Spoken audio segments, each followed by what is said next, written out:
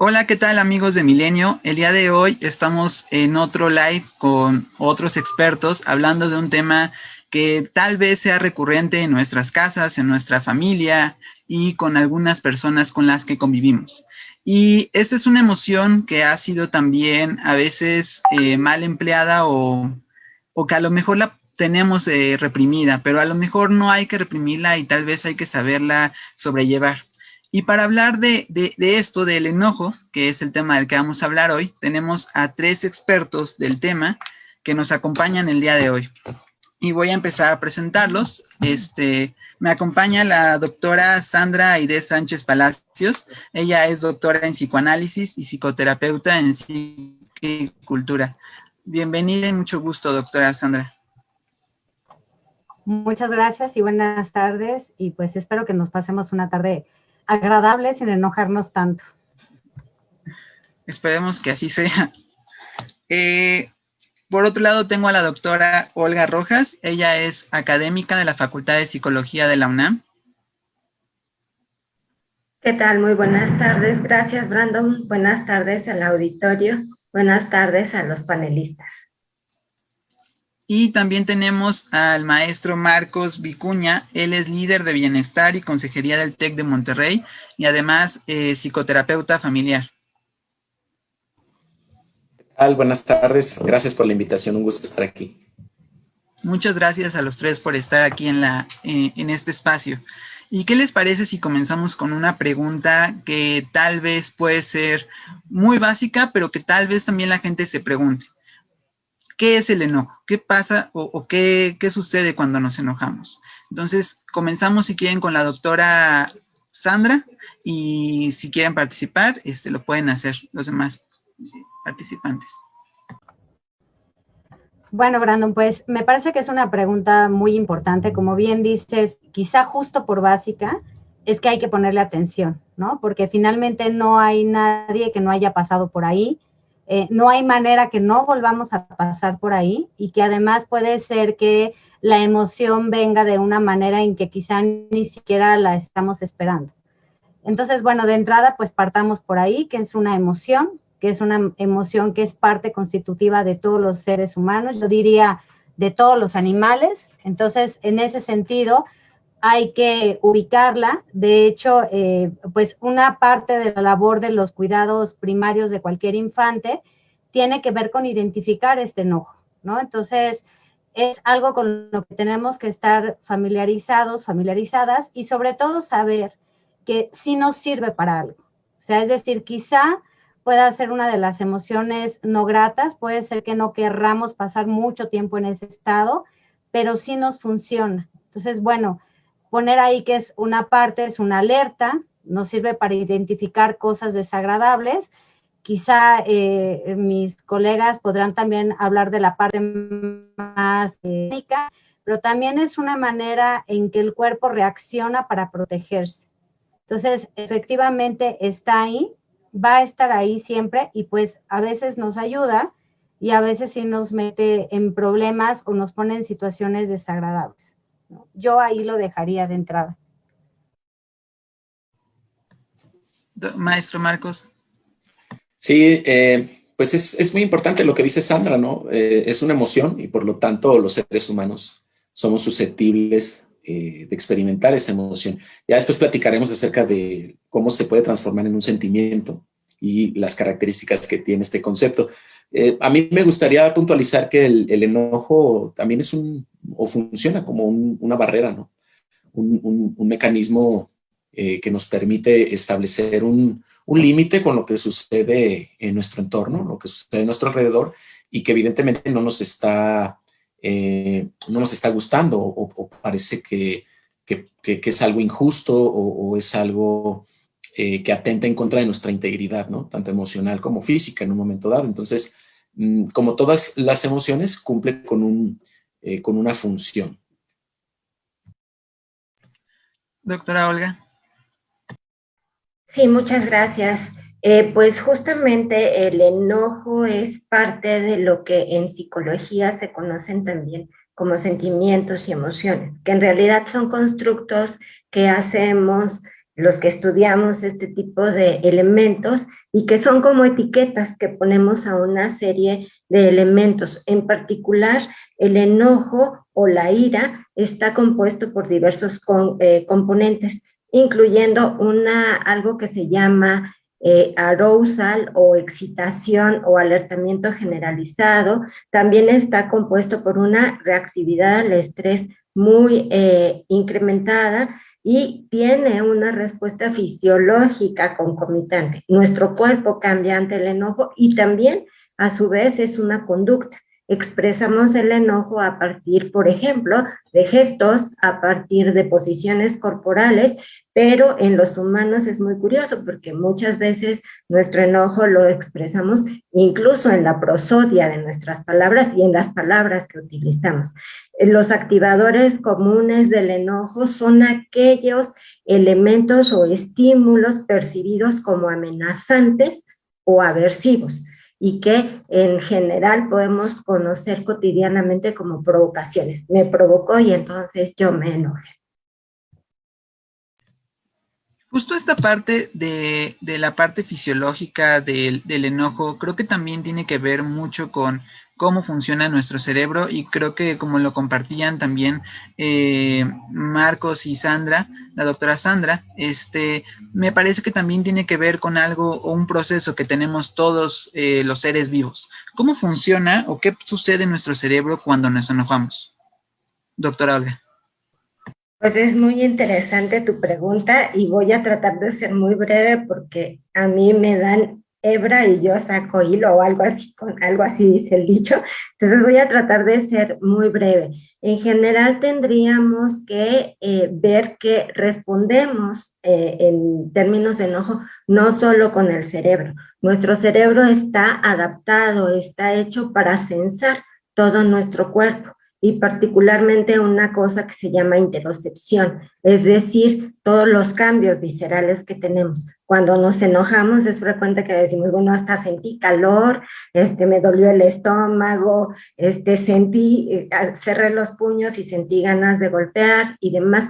Todo esto es sensado por el cerebro, y el cerebro le da esa interpretación. En particular, tenemos muchas estructuras que cotidianamente escuchamos por muchos lados que participan en las emociones, como la amígdala cerebral, por ejemplo, que es una parte que si pudiéramos pensar en los dos hemisferios, en las dos mitades del cerebro, y verlas por dentro, la veríamos justo a la mitad y un poquito hacia atrás de nuestro cerebro. Y esta estructura tradicionalmente ha sido como la estructura que le han buscado por todos lados, que tiene que ver con todas las emociones. Y en la ira o en el enojo particularmente ha sido una estructura muy estudiada, pero hoy sabemos que ahora sí que la amígdala no se manda sola. Particularmente en nuestro cerebro como humanos está regulada por una estructura o por varias estructuras de la corteza cerebral, la parte más superior de nuestro cerebro, que seguramente todos hemos escuchado por ahí porque se ha puesto de moda, que es la corteza prefrontal. La corteza prefrontal regula a la amígdala, pero también por ahí hay otras estructuras que también hemos escuchado porque también se han puesto de moda, que son las de un sistema que se llama el sistema de la recompensa. Cuando nosotros sentimos una emoción, en particular el enojo, este sistema de la recompensa lo sensa como algo muy desagradable y con mucha energía, digamos, con mucha excitación. Y entonces, cuando esto ocurre, pues busca este sistema compensar por todos los medios este desagrado. Y entonces, a diferencia del miedo, que el miedo se puede parecer muchísimo al enojo, en el caso del enojo, conductualmente tenemos una respuesta de acercamiento al objeto que lo provocó o incluso al sujeto que lo provocó. En el caso del miedo, al contrario, este sistema de la recompensa y nuestra corteza prefrontal nos dice, aléjate, hazte chiquito, escóndete, pero en el miedo la activación nos lleva a actuar, a movernos hacia el objeto. Y entonces, pues en conclusión, respondemos con todo el cerebro y respondemos con todo el cuerpo. Adelante, doctora Sandra y maestro Marcos. Bueno, yo nada más quería agregar que esto que menciona la doctora Olga es muy importante y sobre todo también estar alerta porque de pronto sí pasa, sobre todo en consulta o incluso de la manera más cotidiana, donde alguien puede decir estoy muy enojado y no manifestar ninguno de estas conductas y eso también nos habla a nosotros de que algo está pasando. Digamos que dentro del psicoanálisis podemos hablar, por ejemplo, de aplanamiento de emociones. Y generalmente esto ocurre cuando suceden algunos eventos fuertes que de alguna manera es la forma en que involuntariamente la gente se protege. Entonces a lo mejor podemos escuchar gente que te diga estoy muy enojado y que lo veas contento. Entonces eso también tiene que sernos como una alarma. Entonces digo, me parece muy puntual lo que dice la doctora porque hay que estar alertas como quizá más adelante lo vamos a hablar un poco más, pero estar alertas tanto cuando la persona enfatiza estoy enojado y no le ves el enojo por ningún lado, algo ha de estar pasando, o de igual manera cuando hay personas que suelen no enojarse. Entonces, como bien decía y como hemos mencionado, son rasgos de alerta. Entonces, es bien importante identificar tanto estos aspectos como verlo no solamente como algo horrible de lo cual hay que escapar, sino hay que identificar, porque bien nos comentaban que es una manera en que podemos identificar situaciones de desagrado, situaciones que nos vayan a poner en riesgo o situaciones que tenemos que rechazar. Entonces, es muy importante tener como presente esta emoción y sí reiterar que es algo de lo cual no nos vamos a escapar. Más bien hay que aprender a vivir con ello y saber identificarlo. Maestro Marcos. Sí, pues ya lo han explicado de manera muy completa mis compañeras. Yo creo que sí sería importante como enfatizar el distinguir que las emociones, no son ni positivas ni negativas. Eso me parece que es algo que no está normalizado en nuestro contexto, ¿no? Seguimos pensando que ciertos estados emocionales, sobre todo aquellos que nos vulneran en cuanto a la pérdida del control, pues son inconvenientes o son inadecuados y entonces tenemos que rechazarlo.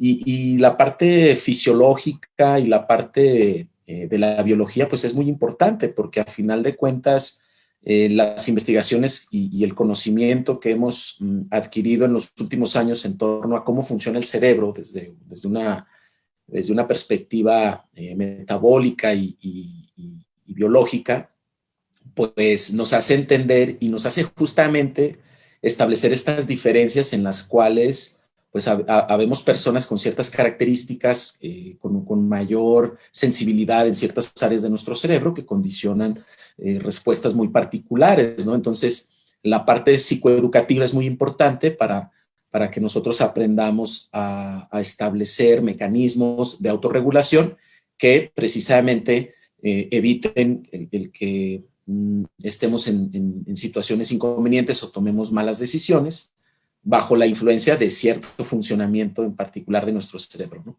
Que sabemos, y esto creo que todos lo hemos experimentado, cuando tomamos una decisión o cuando ejecutamos una decisión estando enojados, pues a veces el resultado no es lo más conveniente.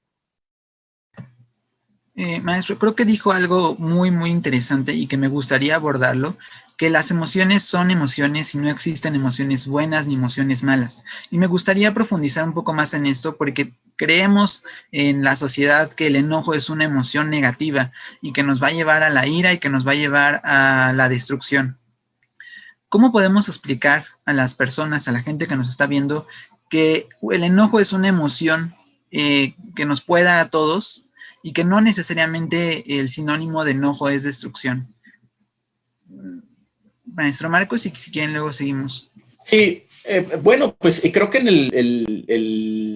el trabajo de alfabetización emocional es muy importante, ¿no?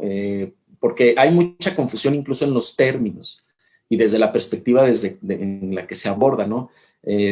Cuando estudiamos psicología, pues aprendemos que hay emociones básicas, ¿no? Como el enojo es una de ellas, la tristeza, el miedo, la alegría, la repulsión. Entonces, el que podamos generar entornos donde nos sensibilicemos, donde podamos transmitir a la comunidad, a la sociedad, que justamente las emociones tienen un nombre, tienen un origen, tienen una causa que pues es biológica antes que nada y que después a través de las experiencias pues se va moldeando y va integrando nuestra personalidad. Pero es algo que no sucede, ¿no? La verdad es que tenemos poco tiempo en el que hemos trabajado en normalizar justamente hablar acerca de estos temas. Todavía hay mucha desinformación, todavía hay muchos tabús. Digo, un ejemplo que se me viene muy de la mano es hombres-mujeres, ¿no?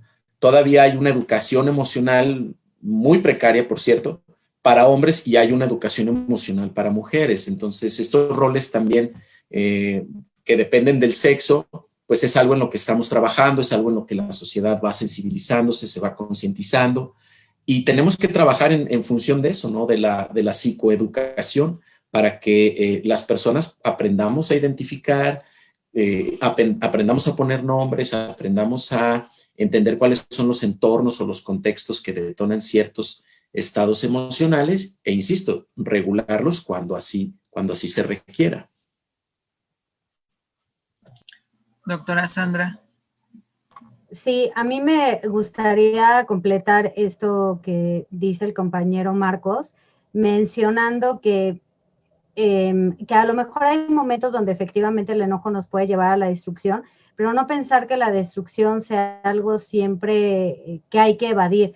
Por ejemplo, ahorita que él menciona esto de los roles, pues me parece que nos hemos tardado socialmente en enojarnos con eso, ¿no? Tanto ahora que lo vemos con las expresiones del feminismo, que por supuesto que hay que estar enojadas con este rol de sumisión, de aguantar que nos han metido, y que entonces tendríamos que cuestionar todas las décadas que han pasado o que pasaron muchas mujeres sin siquiera sentir este enojo. Entonces, el enojo también es una herramienta que podemos verla incluso culturalmente como algo que sí va a destruir, pero también habría que ver qué es lo que hay que destruir, ¿no? Y en ese sentido también los hombres, quizá sí sería prudente que se empezaran a enojar de no tener derecho a la tristeza, a las emociones, al cuidado, a todas estas partes culturales que se han quedado, como bien mencionaba Marcos, muy en una idea muy, muy retrógrada. Y pensaba en esta metáfora o en esta forma en que se aproxima incluso Nietzsche al hablar del enojo y lo pone como un momento de salir del sedentarismo. O sea, el enojo es un momento también de rabia, de querer modificar las cosas. Entonces, efectivamente, hay momentos donde no solamente es pertinente el enojo, sino que además va a ser una herramienta que nos va a ayudar. Entonces, sería más bien una cuestión de no generalizar, porque también podremos suponer que claro que hay conductas de enojo que no sirven realmente de mucho y que más bien lo único que ocasionan es mucho daño y que estarían más bien ligadas con la violencia, entendiendo la violencia como una suerte de placer por dañar, que va muy distinto de la agresión, que la agresión es una herramienta que nos ayuda, como hemos dicho constantemente, para salir de situaciones que nos perjudican, para modificar cosas que nos están haciendo daño o para justo identificar que algo ahí está mal. Entonces, sí hace muchísima falta esta forma de educarnos desde que somos infantes, pero también en la medida vamos creciendo. Y pues ahí me gustaría nada más como regalar como siempre esta frase muy cotidiana de cómo estás, y siempre es como una invitación a que siempre tienes que estar bien, ¿no? O sea, raro es alguien que te diga, pues estoy enojado, y de inmediato es como, tenemos que quitar eso, ¿no? Eso no puede estar ahí. Entonces, sí, tendría que ser una emoción que tendríamos que aceptar, que identificar y trabajar con ella. Doctora Olga. Sí, gracias, Brandon. Quisiera, si me permites, retomar hoy un poquito los avances en la neurociencia. Hay una serie de grupos ahora que incluso están un poquito cuestionando esto de las emociones únicas o de la caracterización única de las emociones, incluso dentro de la propia respuesta fisiológica. Y esto es importante porque hace rato hablábamos de los términos valorativos, ¿no? De si es bueno o es malo. Esto ya es una visión muy, muy ancestral, incluso en ciencia, de una teoría que propuso que había como un plano cartesiano en donde tú podías ubicar las emociones como buenas, malas o agradables, desagradables, las que te movían a y las que te retiraban de, o las que eran como más activas y más pasivas. Hoy un poquito el estudio a nivel de fisiológico, pero también de todo el cuerpo, pero también cerebral, ha llevado a plantear que es mucho más complicado que eso, que de hecho así como esta granularidad de las emociones, de esto es enojo, esto es miedo, esto es alegría, esto es tranquilidad, en realidad no existe como tal. De hecho, hay mucho resignificado de las emociones y en eso es fundamental la educación psicoemocional, porque si tú comparas la respuesta en modelo en ratita, por ejemplo, o con humanos, de cuál es la respuesta ante un estímulo amenazante y que puede dar miedo o que puede dar justamente esto, ira, la respuesta es prácticamente la misma, la respuesta fisiológica, pero algo pasa en ciertas áreas de nuestro cerebro que resignifican. Y entonces este resignificado, que tú percibas algo como amenazante y que da miedo, o como amenazante y que debes luchar y por lo tanto te da enojo e ira, depende mucho del contexto, ¿no? Y es muy interesante lo que planteaban hace un rato mis compañeros Marco y Sandra, porque efectivamente durante mucho tiempo las mujeres vivimos más bien con una emoción de miedo, muy recluidas, muy mejor no me muevo, muy mejor que no me vean, y ese miedo se empezó a transformar, pues sí, en enojo, en ira, y ahora tenemos respuestas que pues pudieran pensarse que están sobreestimadas y que están sobradas, pero en realidad hay que pensar que ante una situación de amenaza real permanente, pues no podemos quedarnos así como vengan y hagan lo que quieran, ¿no? Tenemos que empezar a responder. Y con eso quisiera, con dos cositas quisiera concluir justamente. Una es que el enojo, como el miedo y como otros tipos de emociones complejas, son emociones que se enlazan con una conducta que llamamos motivada, es decir, aquello que nos mueve a responder, que nos mueve a quitarnos, que nos mueve a sonreír, que nos mueve a hacer muchas cosas. El miedo es una emoción compleja que se enlaza con esta conducta motivada. Y hay que diferenciar entre la ira como estado, de que yo ahorita puedo estar muy enojada porque estoy oyendo mucho ruido en la casa de mis vecinos, por ejemplo, pero se me pasa. Y la ira rasgo. La ira rasgo es cuando todo el tiempo estoy rumiando de, híjole, no me dejaron hablar en Milenio de todo el tiempo que yo quería y entonces voy rumiando y eso va escalando mi enojo también y entonces voy a tener una respuesta pues mucho más intensa. Me gustaría hablar de esta parte, creo que hablar también un poco de la patología y me gustaría hablar de la patología desde el concepto fisiológico y desde el concepto de la mente, porque creo que son dos cosas que se pueden prestar también para saber cuándo el enojo puede convertirse ya en algo patológico, en alguna enfermedad. Por una parte, como bien mencionaba, que tenemos este constante, no me dejaron hablar lo que yo quería y entonces como esta rumiante, ¿no? Que estamos ahí.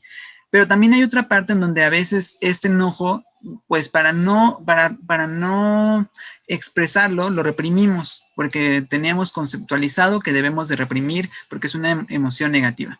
Me gustaría empezar por ahí. ¿Desde cuándo el enojo puede ser una patología? ¿A partir de cuándo? ¿Y cómo nos podemos dar cuenta? Si quieren, empezamos ahora con la doctora Sandra.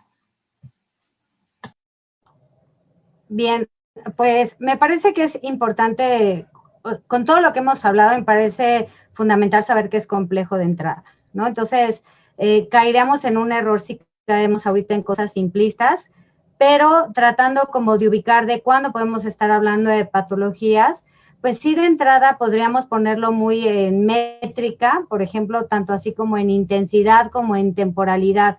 sí es muy raro, a ver, aclaremos que también es muy raro que alguien todo el tiempo esté feliz y todo el tiempo esté sonriendo y nunca le pase absolutamente nada.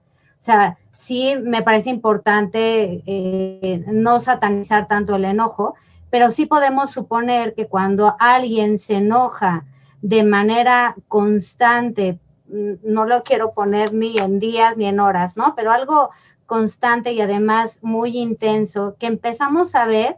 Aquí en psicoanálisis vemos de que ya no es tan adaptativo, que empieza a tener obstáculos en general en su convivencia, con su familia, con sus amistades, ¿no? Que empieza incluso, de pronto es común que llegan al consultorio y pueden incluso no darse cuenta y decir, no sé por qué nadie me habla, si yo soy tan agradable, en cambio, ¿no? Y entonces hasta su mismo comportamiento es, bueno, hasta yo ya me quiero ir de aquí, ¿no?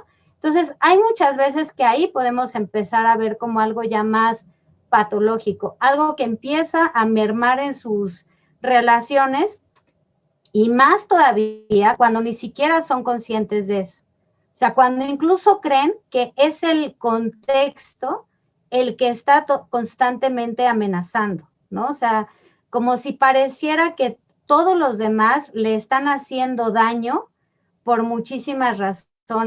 En realidad, vuelvo a lo mismo, no quisiera simplificar esto porque pueden ser muchas cosas, ¿no? Sí pueden ser heridas narcisistas, así como decía Olga, ¿no? Es que le dieron más la palabra a Marcos y a Olga, a mí me ignoraron todo el tiempo, ¿no? Sería más como una cuestión narcisista, que evidentemente no es así, por eso no estoy enojada, o bien también pudiera ser por una falta de juicio de realidad, que eso también pudiera ser, pero también hay momentos más sensibles, ¿eh? O sea, hay momentos, por ejemplo, de duelo, que quizá ni la familia ni nadie se dio cuenta que ahí hubo un duelo no resuelto.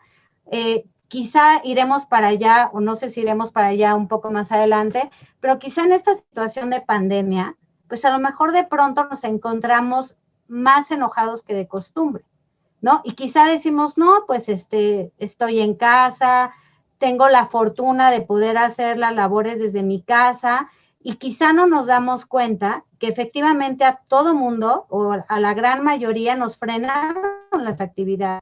Y de pronto estamos en un momento de mucha incertidumbre y entonces por ahí a lo mejor empezamos a detectar que nos enojamos más de la cuenta o que quizá cosas que antes no nos molestaban, ahora nos empiezan a molestar. Entonces, esto lo pongo como un radar de que a lo mejor sí como una patología, pero hay veces que viene de causas de tristeza, o sea, de causas de añoranza, y es muy común, por ejemplo, en los duelos no resueltos, en las pérdidas, que a lo mejor es muy común también pensar que si ya pasó un determinado tiempo, la gente ya tiene que estar bien, pues empiezan a tener estas actividades y digamos que empiezan a ocultar o a tapar las sensaciones y de pronto 5, 10 o un tiempo después ya estamos muy enojados.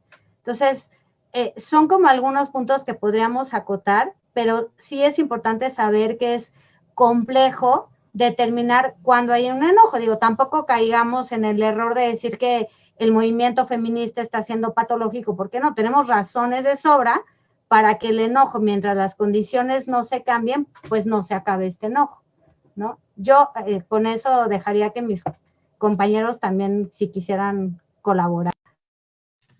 Maestro Marcos.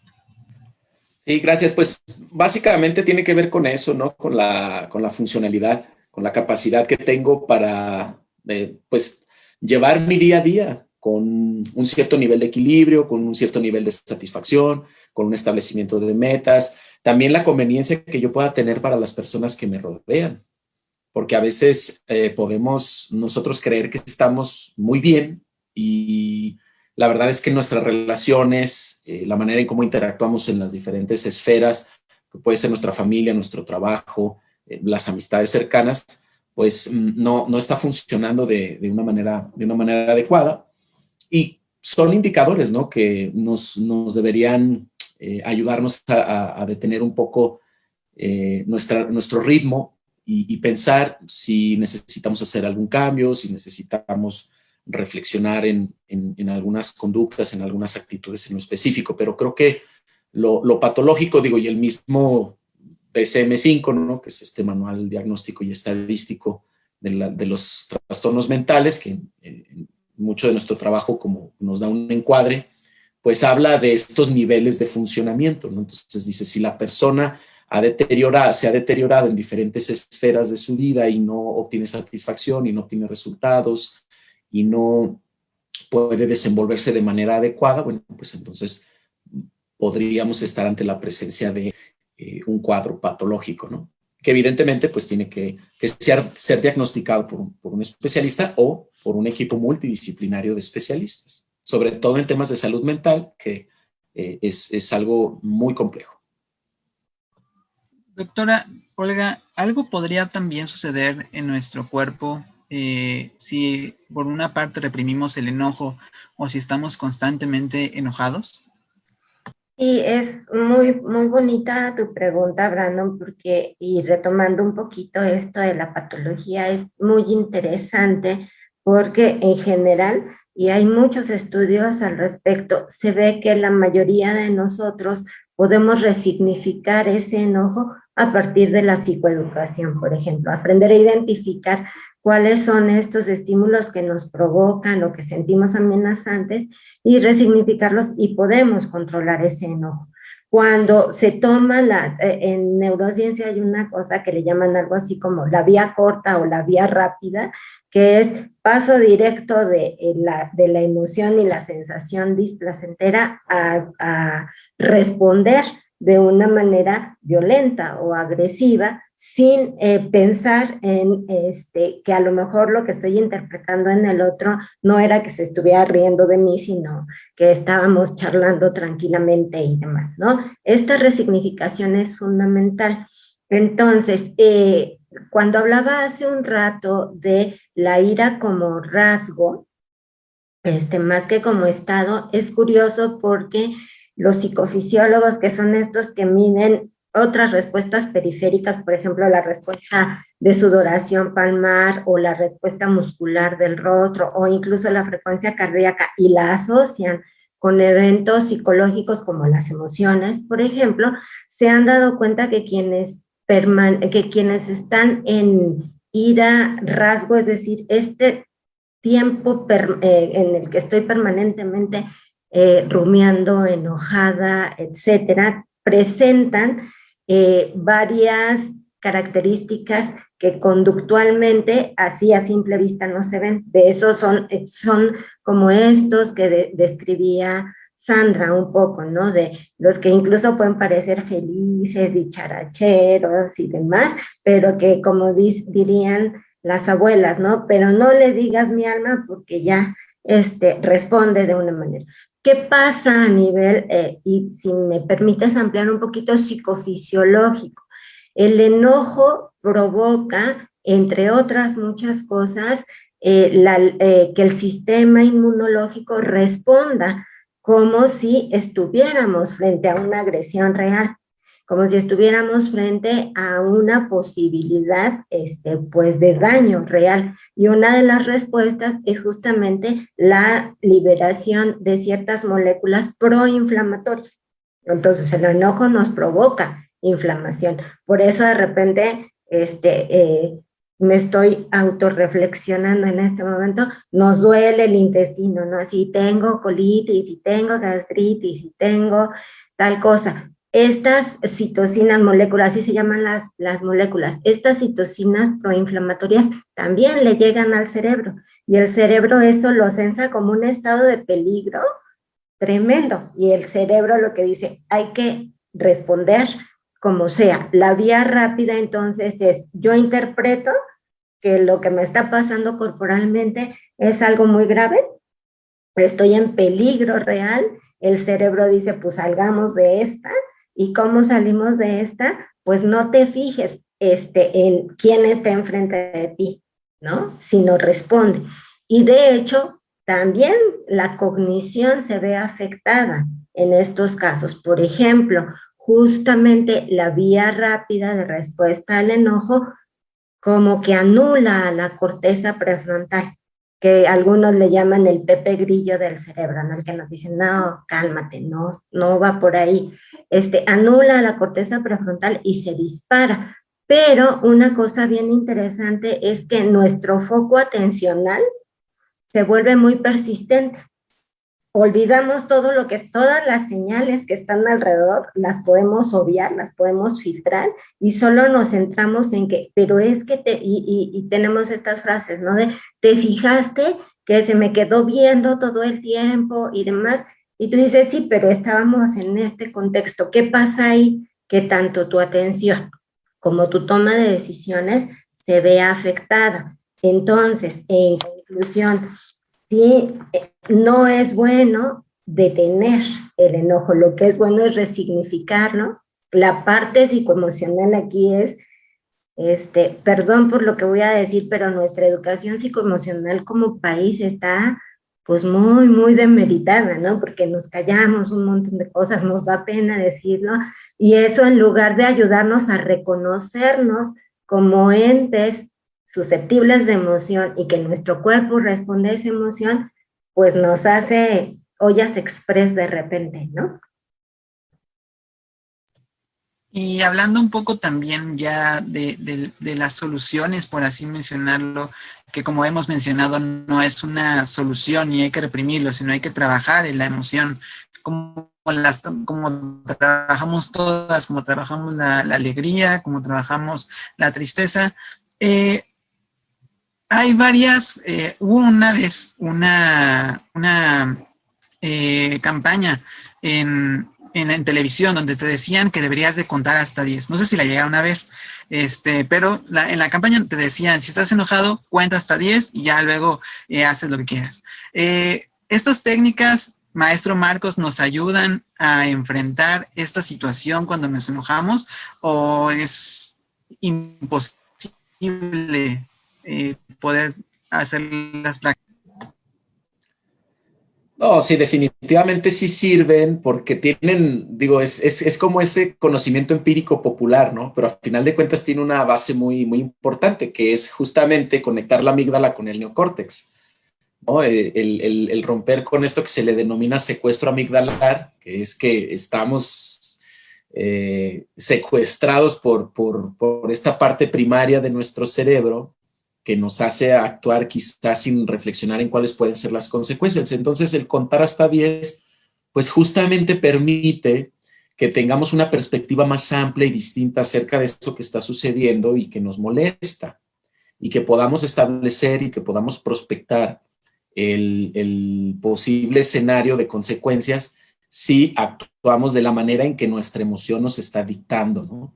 Entonces, definitivamente sí funciona, ¿no? Porque, bueno, y funciona haciendo conciencia, ¿no? Y teniendo como este proceso, porque luego me tocó conocer personas que les decían, cuenta hasta 10 y decía, bueno, sí, 5 por 2, 10 y sigo enojado, ¿no? Bueno, no se está cumpliendo como con ese proceso, ¿no? De 10 segundos, insisto, para tratar de hacer otro tipo de conexiones, para tratar de construir otros escenarios y alternativas en los que podamos reaccionar de una manera más adecuada y asertiva. Doctora Aide, ¿qué opina? ¿También hay otras técnicas? ¿Usamos también el solo cuenta hasta 10 o podemos ir llevando también otras técnicas para alivianarnos un poco?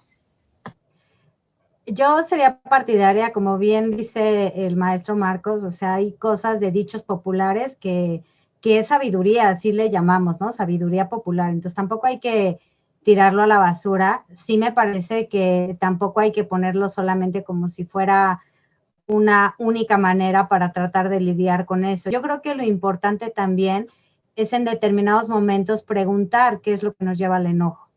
O sea, más allá de la situación, de la expresión corpórea, de quizá incluso de las formas verbales en que tenemos para expresarlo, sí también es preguntar qué es lo que nos lleva a esa situación.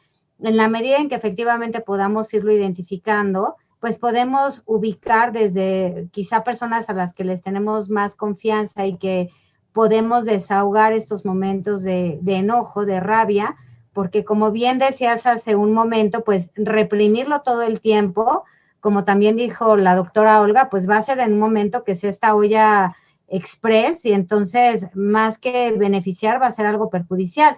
Y muchas de las enfermedades que son todas estas itis, gastritis, neurodermatitis, todas estas que están súper ligadas con todo lo que no sacamos. Entonces, por un lado es eso, y por otro lado, sí, cuando la situación es más compleja, como les mencionaba, el enojo o puede ser el resultado de múltiples situaciones, pues sí también pedir un apoyo profesional. Parte de lo que nos dedicamos a esta situación de salud y demás, pues muchas veces en el consultorio lo que hacemos es abrir este espacio. O sea, aquí sí enójate, ¿no? No vayas a tu centro de trabajo a gritarle a todo el mundo, pero aquí se vale, aquí sácalo porque es importante, porque hay que identificar qué es lo que está despertando todo este enojo, que hay veces que tendrá una razón, algo que podamos entender, y hay veces que no, y hay veces que nos va a costar un tiempo llegar, identificar y hacer esto que hablamos aquí de resignificar. Decir, bueno, a ver, está esta situación, pero a lo mejor está por algo. Y de verdad hay situaciones muy delicadas, en muchas situaciones de abuso, muchas situaciones de violencia, de sucesos que a lo mejor pasaron a muy temprana edad, son el resultado de que pueda haber gente ya en la vida adulta o jóvenes o adolescentes que pareciera que solamente están enojados de la nada. Entonces, sí hay que identificar, ¿no? Y preguntar como ese por qué y tratar de llegar ahí a algún lugar y sí, definitivamente considerar que hay veces donde esto no solamente basta con una amiga, no solamente va a bastar con contar hasta 10, sino que hay veces que sí necesitan de ir por un acompañamiento profesional e identificar cuáles son las raíces o qué es lo que hace que esa conducta salga y que efectivamente no tiene por qué estar reprimida todo el tiempo. Entonces sí me parece como importante también tomar este matiz de complejizar la situación. Doctora Olga, sí, adelante. Sí, muy, muy breve. Creo que sí es muy importante, dada la audiencia y el impacto que tienen ustedes con su canal, justamente esto. Decir precisamente que debemos escucharnos, que debemos escuchar nuestro cuerpo, que debemos escuchar incluso nuestros pensamientos y decir, a ver, esto ya se está saliendo como de mi control. No entiendo por qué, no sé por qué, y tampoco cuento con herramientas para poder trabajar con ello. Entonces hay que buscar profesionales que realmente, hay profesionales formados con evidencia realmente, no nada más ir a la esquina, y perdón por esto, porque luego, yo no me dedico a la clínica, pero seguramente la doctora Sandra y el doctor Marcos sabrán perfectamente que luego llegan con una situación peor cuando han pasado por este tipo de intervenciones que no ayudan y más bien llegan todavía más con mayores problemas. Ese es por un lado. Por otro lado, también aprender en este aprendizaje de escuchar a nuestro cuerpo, saber cuándo ya estoy llegando así como que esto ya es el límite, y entonces tener estas estrategias desde sí, contar hasta 10, como decía Marcos, ¿verdad? Contar hasta 10 pensando, no contar hasta 10 y que porque vuela la mosca ya me distraje, ¿no? Pero también hay otras estrategias y otras habilidades que se van desarrollando con ayuda de un acompañamiento terapéutico, ¿no? Por ejemplo, la resignificación, sí, pero también la valoración, la imaginería, por ejemplo, funciona muy bien de, a ver, me voy a sentar a pensar en la imagen que más me guste, mi perrito, mi gatito, pero eso no se logra solito. A veces hay que desarrollar la habilidad. No, nos tenemos que enseñar a escuchar a nuestro cuerpo. Eso por otro lado. Y lo tercero que sí quisiera decir, también hay que reconocer que hay ciertos estados y condiciones patológicas en las que esto no va a funcionar, en la que se necesita otro tipo de intervenciones, incluso farmacológicas, por ejemplo, o incluso a veces, pues, todo un equipo que esté trabajando con ellos, como lo sabemos, los agresores violentos, a veces no pueden resignificar así como, a ver, siéntate y resignifica, o siéntate y cuenta hasta 10. De ahí que hubiera mucha burla a este tipo de anuncios, ¿no? Por ejemplo, porque sí hay algunas condiciones en las que no basta, en la que hay que buscar otro tipo de intervenciones también, y tenemos que reconocerlo, porque si no romantizamos que todos vamos a lograr la habilidad de cero, y entonces podemos generar ahí situaciones peligrosas, y hay situaciones peligrosas en las que antes de contar hasta 10, pues mejor me quito y ya luego veo, ¿no? Entonces sí es importante tener como todos los escenarios.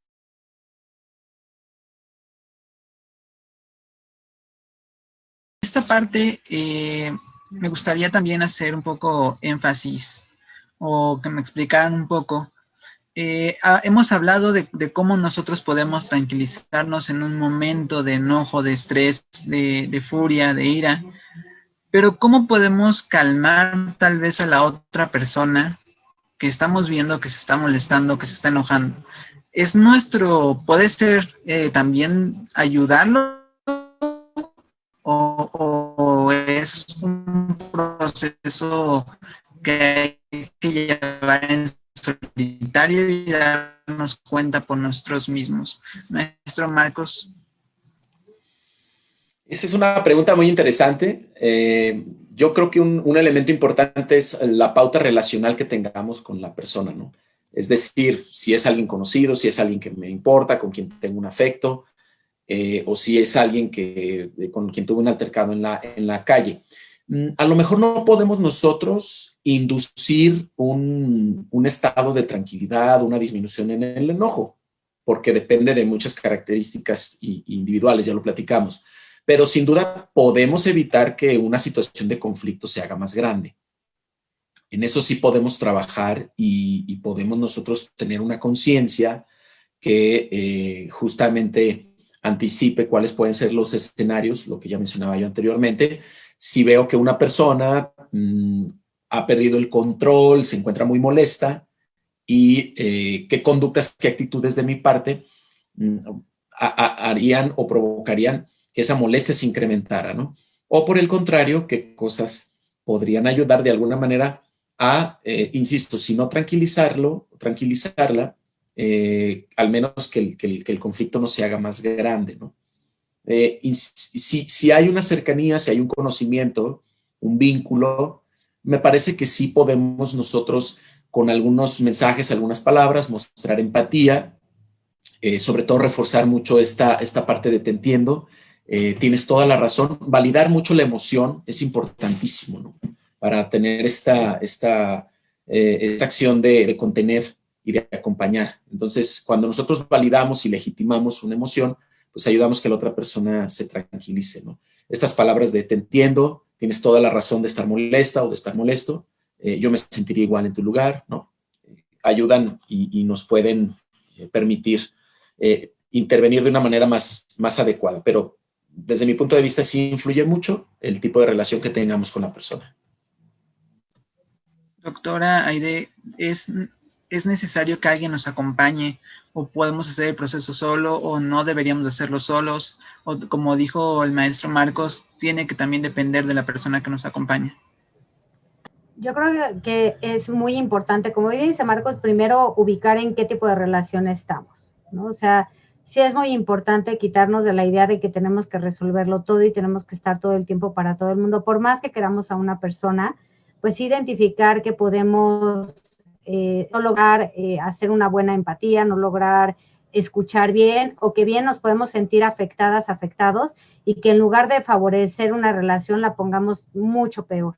Entonces, son como varios elementos, ¿no? Por un lado, sí identificar que si la situación, si somos capaces de ubicar una situación que nos lleva a esta situación, bien lo dijo Marco, validar, O sea, no de entrada decirle a alguien, ya cálmate, no te pongas así, ¿no? O sea, no necesariamente, lo hemos dicho, pero creo que es importante reafirmarlo, que hay veces que el enojo, y voy a poner como las situaciones más delicadas y más extremas, ¿no? Pero quizás sobre todo los niños que les cuesta tanto trabajo decir cuando les están lastimando, a lo mejor es justo el entender que ahí hay un enojo, nos da el pauta para decir, hay algo que está mal, hay algo que está funcionando mal.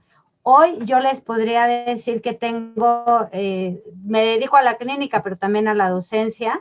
Entonces sí puedo ver una población de estudiantes muy enojados, muy enojadas. Y podemos decir, no neguemos que estamos en una pandemia y que seguramente ni siquiera sé cuánta gente aquí ha perdido, bueno, también no lo sé aquí, pero en general pues no sabemos cuántas personas han fallecido o si tenemos a alguien delicado o lo que sea, incluso no necesariamente por COVID, pero a lo mejor hemos tenido pérdidas y que no estamos en condiciones habituales de poder acompañar a los seres queridos. Entonces, el que la población esté enojada, también es importante identificar qué tanto puedo hacer, si es que puedo hacer algo, escuchar, porque en esta validación que nos habla el maestro Marcos, es importante que lo que hay detrás no es solamente validar porque les digas como dándoles el avión, sino implica un escuchar. Incluso si no logramos entender, pues preguntar, o sea, realmente tener ese genuino interés, decir, a ver, no te logro entender, pero quiero entenderte, quiero escuchar por qué te sientes tan mal o por qué estás tan enojado.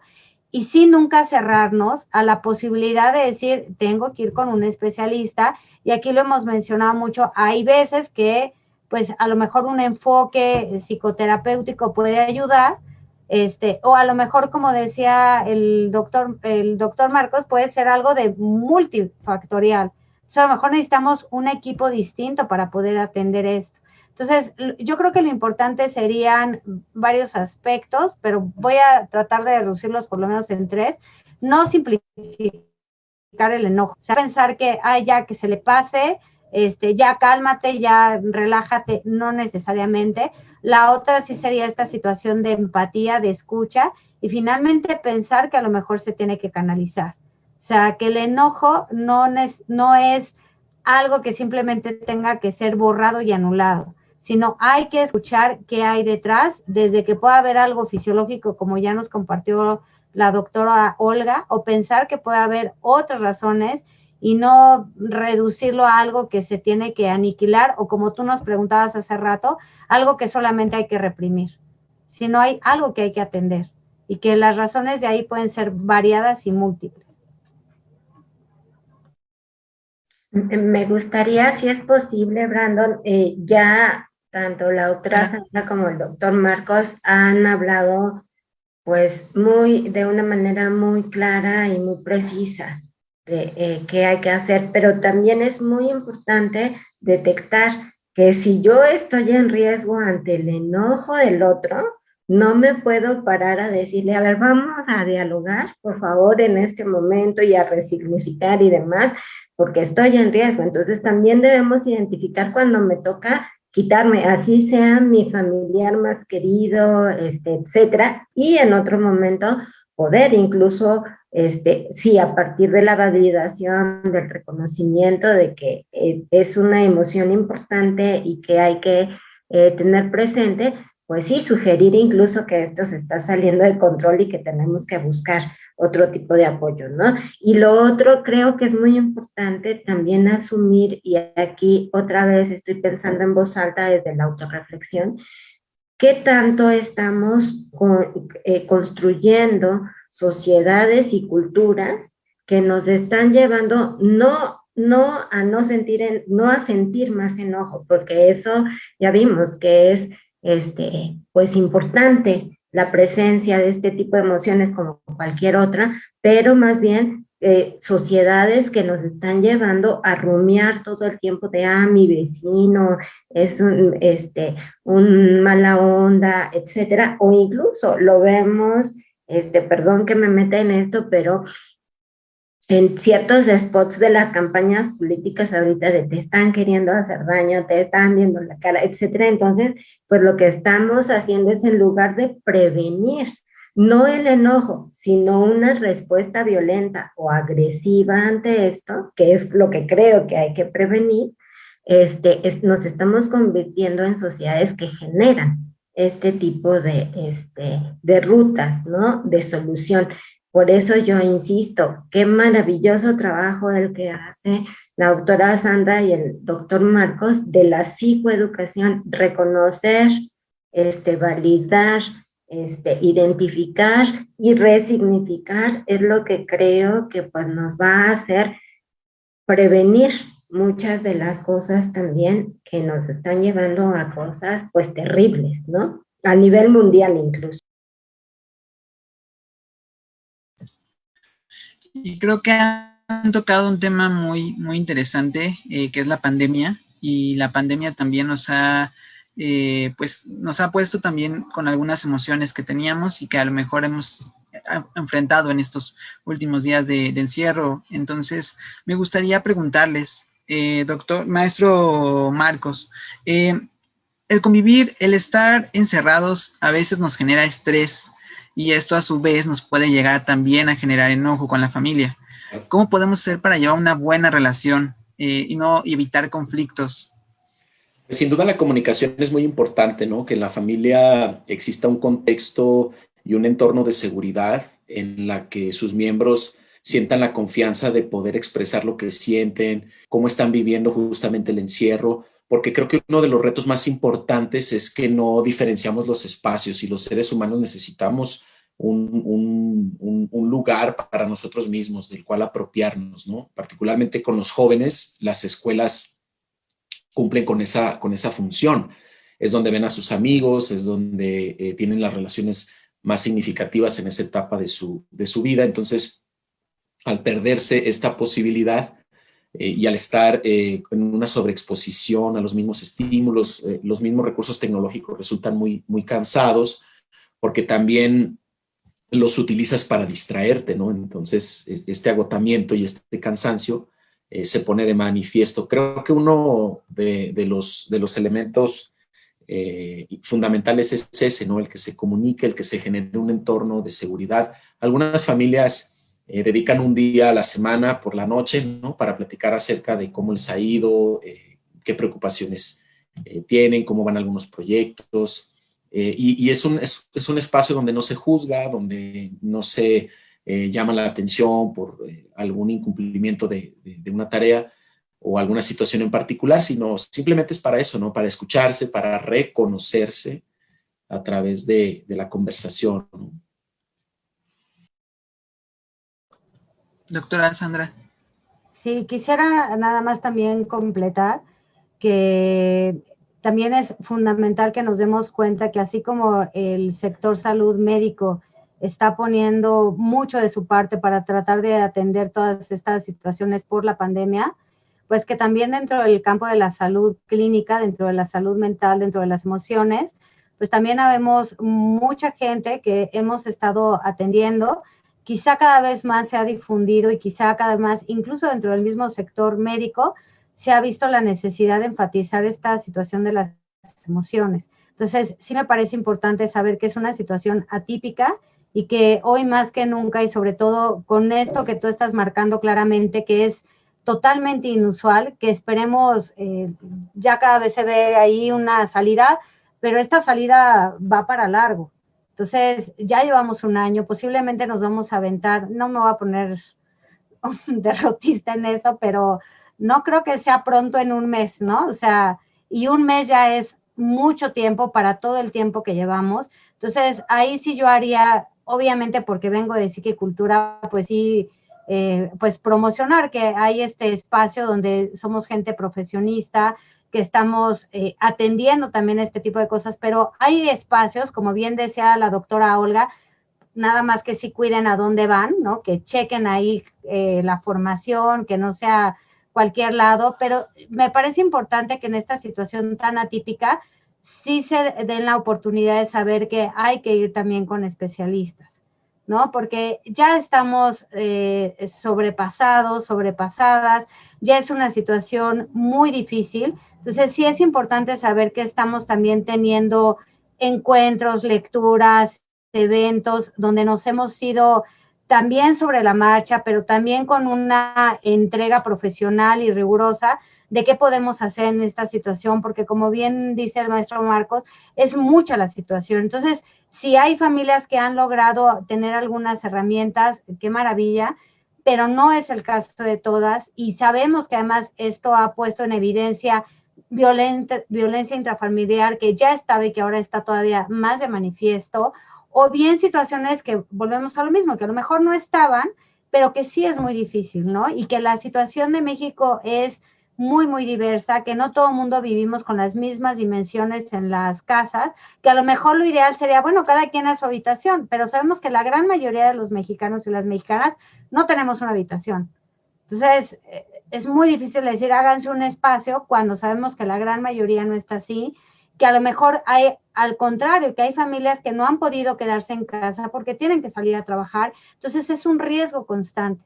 Entonces, efectivamente, la situación de la pandemia nos pone en una situación límite, como fue en algún momento el sismo del 85, el sismo del 17. Es un momento de crisis donde es importante sensibilizarnos y pensar que hoy más que nunca necesitamos de esa atención emocional para también identificar, no solamente resignificar, sino también saber qué es lo que podemos hacer y qué es lo que ya no podemos hacer, pero que podemos vivir sin tanto estrés y sin estarnos violentando o estar violentando tanto, ¿no? Entonces yo creo que esas son herramientas que hay que subrayar.